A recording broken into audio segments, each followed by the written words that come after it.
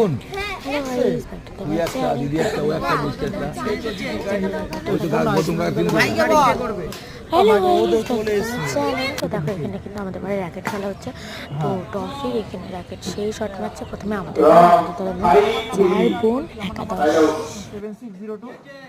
আরেকটা নাম্বার বলছি, ওই নাম্বারটা পাঠাও 02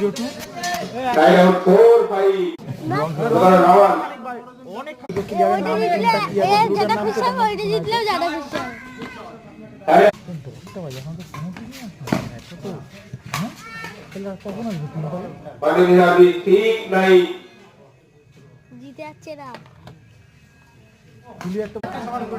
যে গ্রুপ আরে যা বললাম খেলা হয়ে যাও ঘুমা দেবো মাকে বলো একদম